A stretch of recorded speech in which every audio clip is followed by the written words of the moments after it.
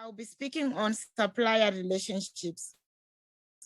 So in terms of the procurement organization, or in terms of our contribution as procurement colleagues to any organization, one of the key things that we suppose or we are encouraged to do is to develop supplier relationships that add value to the organization and that are mutually beneficial to both organizations, the buying organization as well as the supplying organization. In the modern day of procurement, the supply chain is becoming ever increasingly complex, and because of that, suppliers are being utilized by most organizations and a lot of organizations. So they will then look at which customer they have a relationship with for them to prioritize and also to add more value to.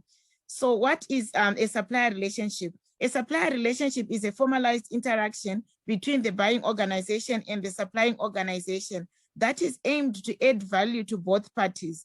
So I have added the word formalized in the sense that a supplier relationship is not only a relationship where you meet and greet with a supplier in a corridor or in a coffee shop or you go for lunch, but it is a formalized interaction that we are saying it needs to add value to both organizations. And how do we or maintain supplier relationship with our suppliers? One of the things that we can do is to have business reviews with a clear agenda that is circulated prior. So I'll give an example.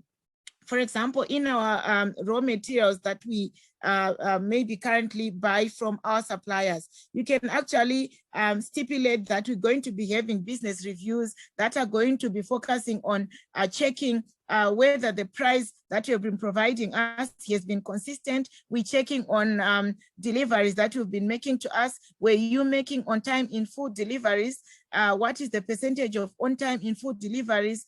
How many rejections did we have maybe over a period of time? Was it a quarter or a month or in 6 months or in a year? So you can actually have a business review meeting where you check on all the 5 rights of procurement, whether the supplier was actually delivering to those expectations that we had initially laid out on the contract and also on the or purchase order. And then supplier relationship development can also take the form of quarterly catch-up sessions. So quarterly catch-up sessions might be a bit more unstructured, where you're just meeting with the supplier as a team and you are discussing with them what are the current challenges that you are facing. Are we paying you on time? Is there anything that we can do better? And you also give them feedback in terms of what they are providing to the organization. Or you can do supplier workshops or supplier days with clear program of two-way communication. So you can actually host a session like the one that you're doing now, where maybe you present on what are the expectations from the organization, and then the suppliers respond or react to that. And then you also give them a chance to also speak to you in terms of what they also expire or what they also anticipate, and also maybe the challenges that they are currently facing. Or you can do supplier webinars and focusing on a certain topic. Maybe you can focus on a topic to say, we are going to be discussing on ethics and proper business practices. And then you discuss with the suppliers, you explain to them what are the ethical standards that are expected. You also give them a view to explain what are the challenges that they have to follow that ethical practices, and then we help them in terms of overcoming the challenge. So that can actually be topic centered. Or you can develop a relationship with the suppliers where you have innovation days with your suppliers.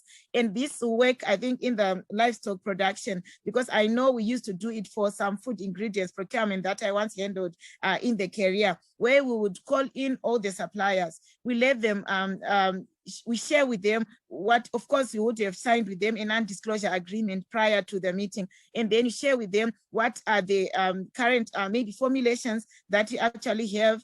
And if there's any innovations that they would want to propose, if there's anything that they've seen in the market that they think you can bank around on, or if there's anything that they have seen that can actually be helpful, that you can include in your organization. So the reason why we're developing supplier relationships is so that the suppliers can become a part of the organization. They not only are our suppliers, but they become our partners. We need them to become part of the organization, where they become our unpaid for part-time researchers, they become our unpaid for part-time marketers, they become our unpaid for part-time contributors to the organizational objectives and vision. So that's the really main aim. So that is why we can have these inclusion mechanisms with our support we have with them. Then I'll speak about the strategic benefits of having good supplier relationships with our suppliers. The first one is actually capacity. So through working together with suppliers, we can actually be able to input into the community, to give back into the community, to develop their capacities. What do I mean by that? Say, for example, we are an organization that already have clear laid down procedures and processes, but maybe the supplier, one of the suppliers that we are working with is actually upcoming, and they do not have such policies and processes. By interacting with us through these supplier interactions and these relationship forums, they can actually then be able to develop such systems and processes within their organization, and that can actually help them. I remember there is a time when we were working with a packaging supplier, and they initially did not have a health and safety policy for their organization and a disaster recovery plan. But by interacting with them, we actually built their capacity, and we were actually proud to have done that. So you can actually contribute to the success of your suppliers by these interactions. Then the second one is more to us as well, which is value. So by interacting more with our suppliers, we can be able to deliver on some savings. The suppliers, when they bring in ideas to us as an organization, that can actually result in some savings that we can benefit from. And I'll give an example. For certain of the ingredients that we would buy from the suppliers, they can actually tell you that the concentrate that you are currently using is 90%, and the cost is $10 out of interest sake. But you can actually achieve the same finish of the product and the same quality, even when you reduce your concentration from the current 90% to 60%, for example, without reducing the quality of your product, and the customers will still be satisfied. So you can actually then bring into that idea, buy into that idea, reduce the concentration. You're still buying from the same supplier, but what that is going to do is to reduce your costs of the product, because obviously 90% concentration is more expensive than 60% concentration. So supplier relationships can actually help you even save more for the organization without compromising on the current quality that you promised the customers. And then it can also help in terms of sharp and efficient buying. So if the supplier, you have developed a relationship with the supplier, definitely they now understand the requirements from your end better. So when you now request for a tender or for a quotation or request for a proposal, already they understand what is the requirement from your end, and they can actually be more efficient even in their approach. So I gave an example as well of innovation, for example, where you can actually have the suppliers bring on their innovative ideas to your innovation lab. So what you could do is to start in an innovation lab within the procurement space, where you say the suppliers, they can bring in any ideas and any samples of whatever they are proposing to the organization, if it is working or if it works, and then you can have a meeting, and then you can actually tap into and actually benefit from that relationship. So sustainability as well. You can actually benefit from the suppliers in terms of green purchasing. So if the suppliers, for example, already are involved in some green purchasing, you can actually tap into that as well and extend it to all your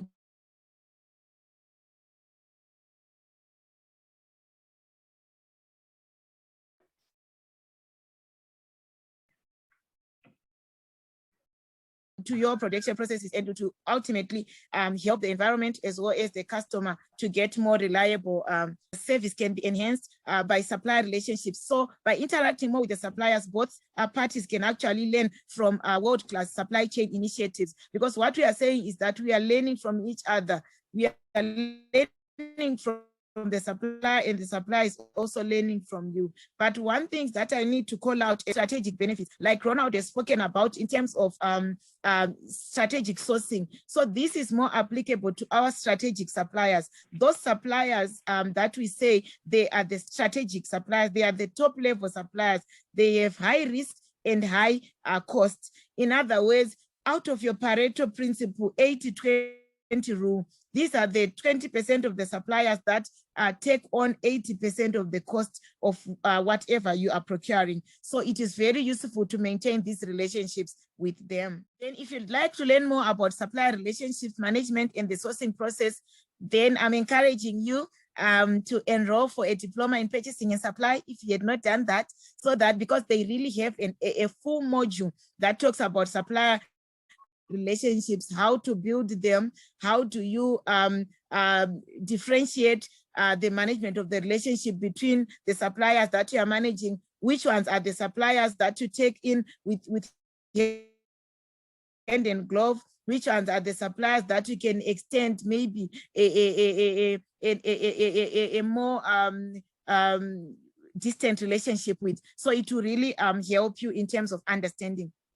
Then I also looked at the questions that were put on across in the survey, and I tried to answer them one by one. So I'll quickly just do that in a moment before we move on to the discussion. So the first challenge that had been put across was the issue of conflict of interest when you're talking about supplier relationships. So what I have proposed is that conflict of interest, we all understand what it means. It can actually come out as a result of you having a relationship with one of the suppliers, or maybe a personal relationship, maybe they are your relative, or maybe you have some shares in the organization that you are currently buying from. So that on its own is a conflict of interest. And ideally, when you have such a conflict of interest, you should declare it upfront. So there are two ways that the conflict of interest has to be declared in an organization. The first one is every year, every member of the organization should declare their conflict of interest to the HR teams. And the conflict of interest register is kept by the HR team so that they know who is interested to where. That's number one. Number two, in case you did not declare that conflict, and then there is a tender that has just been done, or an RFP or an RFQ, and you realize that one of the bidders is actually a relative, or it's a company that you partly own, or is owned by a church member of your church or something like that, at that particular point in time, before you actually are involved in the adjudication process, you need to declare that conflict of interest so that you are excused from the decision making of that tender or of that proposals or of that quotation, so that you maintain being ethical. Because one of the things that we need to uphold is integrity and ethics as procurement professionals. So that's number one. And then the other question was talking about inconsistent in the way we sometimes hold processes and intervention from people within the organization, making relationship and agreements with suppliers. So my comment there is that the procurement policy should be consistently applied and shared with all staff regularly so that they are aware. So you might find that with the different angles that I've handled procurement, I have seen that one of the reasons that people would then give of intervening or interfering in procurement policy is that they will tell you that I wasn't aware. The procurement person should have made me aware. So I want us to know as procurement professionals that it is our responsibility to disseminate information regarding the procurement policy to all the members of staff. So what you could do is that you can say every quarter, we reshare the procurement policy with the whole business, or every 6 months or once every year, so that at least there is no one who's going to claim ignorance from not following the procurement procedures and policies, or from intervening in procurement processes. And then the next challenge was suppliers becoming more relaxed and take advantage. So that's complacency. So what I would say is that stick to the core, maintain the relationship formal. Expectation expectations must be clearly defined and must be smart. So when you're talking about these supplier relationships and the interventions that I've spoken about, when you are meeting with the supplier or you are telling them we are going to be having a meeting end of August where we are going to be discussing these KPIs or this service level agreement that we have agreed with you at the inception of the project, that is very clear. And your objectives or your measurable, attainable, realistic, and time-bound. So all of them should be clearly defined so that no one will claim ignorance. Also, so that the suppliers are very clear in terms of what you are going to be measuring them against. And it's not a personal relationship that you are trying to discuss on, but it's actually more business-oriented to benefit the business and the organization that you are representing. And then the next one was, I face challenges where suppliers may not be honest in engagements. I would like to learn how that can be improved. So that's, I see Hemant, you almost telling me it's time up. Let me just quicken up.